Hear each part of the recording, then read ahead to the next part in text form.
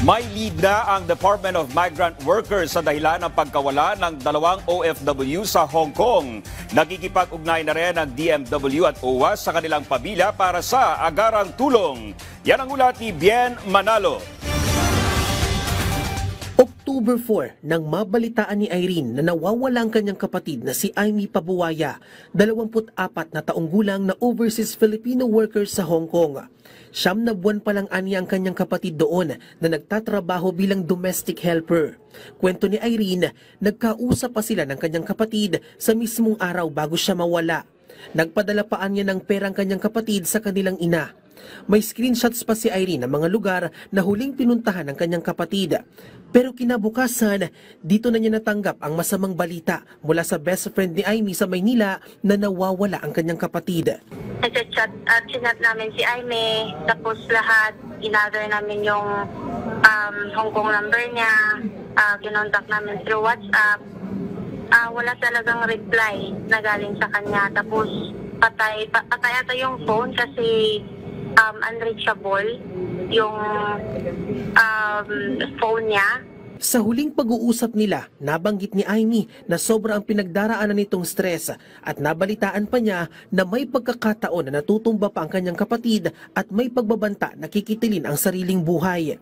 Naisip na rin anya ni Amy na umuwi na lang sa Pinas at dito na magtrabaho. Kasama ni Amy na nawawalang isa pang OFW na kinilalang si Alele Tibay, 33 taong gulang. Kinumpirma ni Irene na magkasintahan ng dalawa. Huli silang nakita sa Chuen Wan District. Yung babaeng kasama niya, may relasyon sila. Parang napa-inlove ata yung sister ko doon. Di ko alam kasi dalawang babae sila. Dito sa Pinas, meron din naman siyang iniwang boyfriend pero magkahiwalay na sila. Nababahala talaga ako kasi kapatid niya ako eh. Tapos sabi ko, nung time na yun, di niya sinabi sa akin na parang mag-commit ng suicide siya. Yung sinabi niya lang sa akin, sobrang stress niya daw doon sa Hong Kong.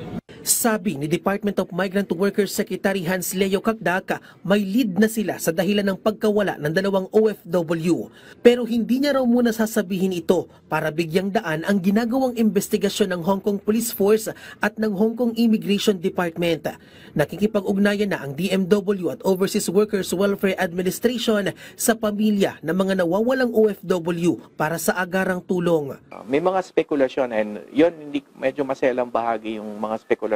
Hindi ko muna babanggitin yun. But per the Hong Kong authorities, they are still in Hong Kong. Walang record sa immigration of a departure. So we are relying, of course, with the leadership on the leadership of our Consul General in Hong Kong. Kung sino man yung makakita kay Amy, kung saan man siya ngayon, if nagtatago sila or may nangyari man sa kanila, if kung sino mang makakita sa kanila, please contact na lang po sa pulis. Samantala, nakikipag-ugnayan na rin ang Philippine Consulate General sa Hong Kong sa pulisya at Immigration Department doon sa pagkakatunto ng dalawang missing OFWs. Bien Manalo para sa Pambansang TV sa Bagong Pilipinas.